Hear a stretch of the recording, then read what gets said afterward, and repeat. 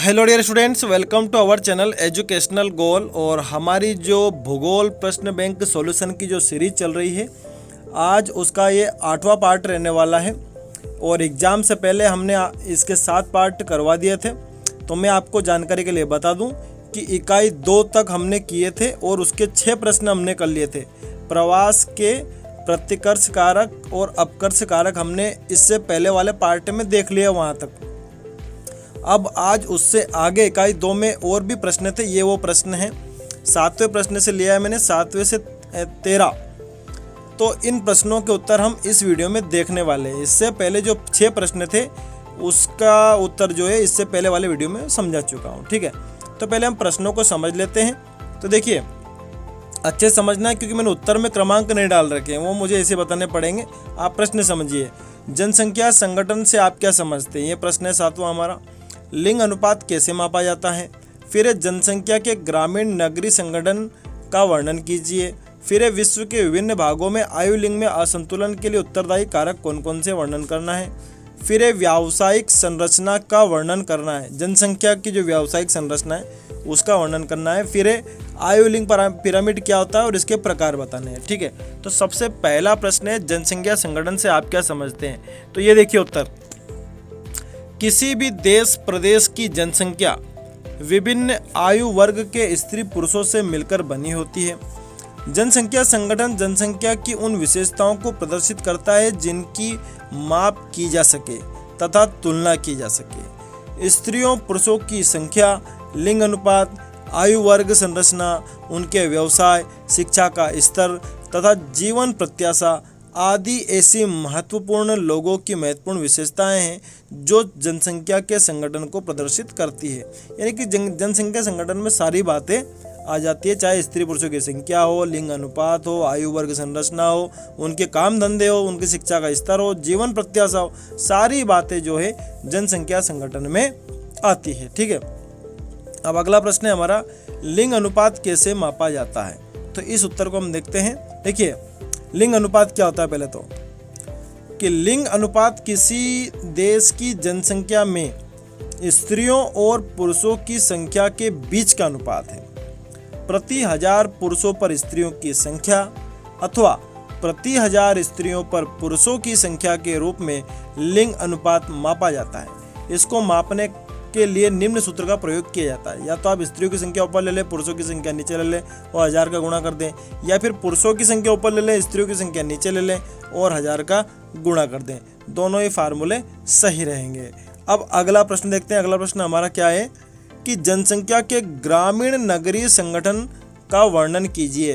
तो ये इसका उत्तर है कि जनसंख्या का ग्रामीण और नगरीय में विभाजन निवास के आधार पर होता है। यह विभाजन आवश्यक है क्योंकि ग्रामीण और नगरीय जीवन आजीविका और सामाजिक दशाओं में एक दूसरे से भिन्न होते हैं। यानी कि आपको पैसा कमाना है, सामाजिक जो स्थिति है, उस मामले में गांव का वातावरण अलग होता है, शहर का वातावरण अलग होता है। ग्रामीण और नगरीय क्षेत्रों में आयु लिंग संगठन, व्यावसायिक संरचना, जनसंख्या का घनत्व तथा विकास के स्तर अलग अलग होते हैं।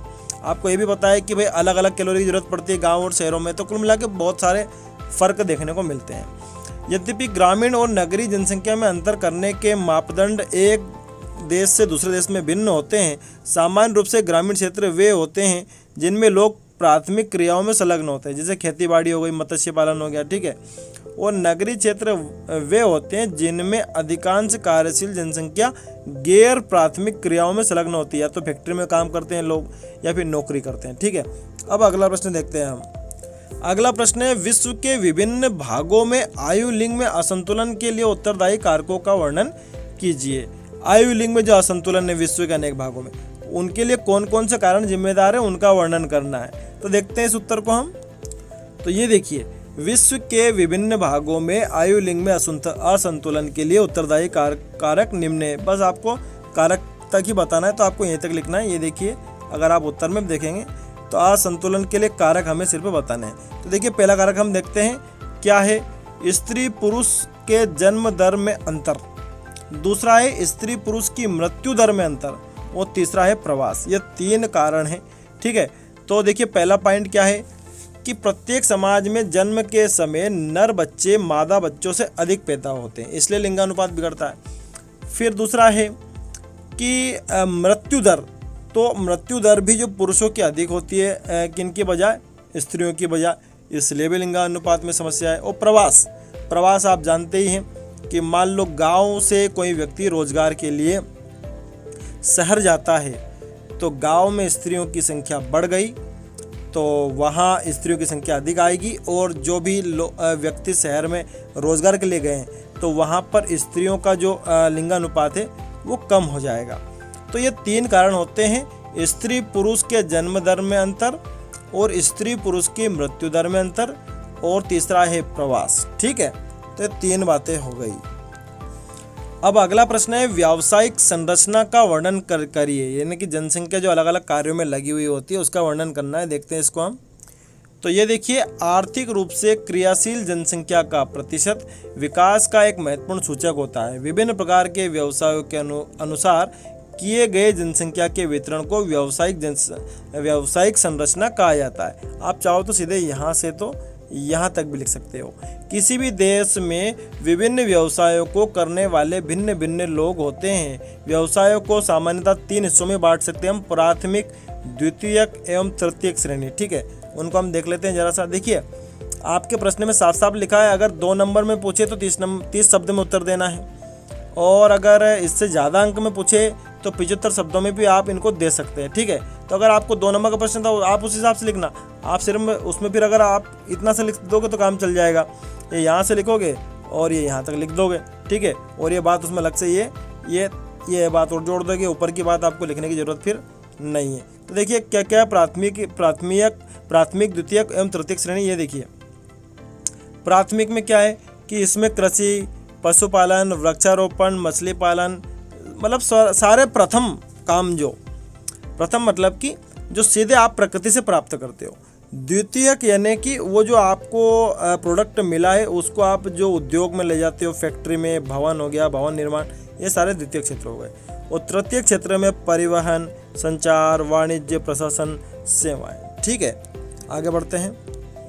अब अगला प्रश्न है हमारा आयु लिंग पिरामिड क्या होता है, इसके प्रकार, यानी कि 12वां और 13वां एक ही प्रश्न है। देखते हैं इस प्रश्न को हम, आयु लिंग पिरामिड क्या होता है। तो ये देखिए, यह एक प्रकार का रेखा चित्र है जिसमें किसी क्षेत्र की जनसंख्या को विभिन्न आयु वर्गों के पुरुष और स्त्रियों की संख्या को व्यक्त करने के लिए किया जाता है। अगर आपको 2 नंबर में पूछा है तो आप सिर्फ इतना ही उसमें लिख सकते हैं, और किसने इसका प्रतिपादन किया वो बात लिख दो।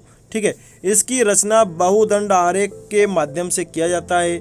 आयु लिंग पिरामिड को जनसंख्या पिरामिड भी कहते हैं। इसका उपयोग आयु लिंग संरचना को व्यक्त करने के लिए किया जाता है।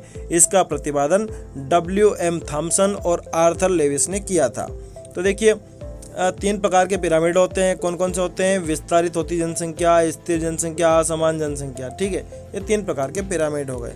तो इस तरह से इकाई 2 भी हमारी पूरी हो गई। Thanks for watching this video.